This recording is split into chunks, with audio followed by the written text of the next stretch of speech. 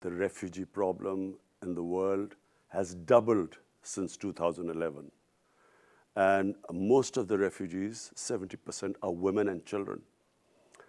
And what's more, 80% of these refugees are in the developing world.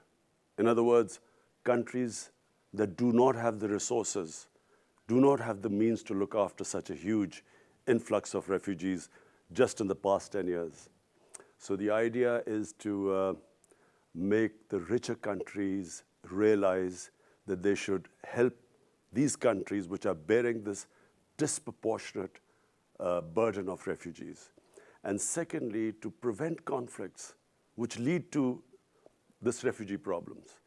The more powerful countries can play a big part in avoiding the conflicts that are leading to this problem which is increasing in the world. So my main purpose of being here is to make the world realize this issue. And secondly, Pakistan is the country which has the second largest refugee population in the world.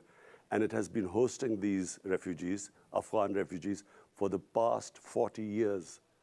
And a special tribute to my people who have shown hospitality, big heart, to accommodate such a big refugee population.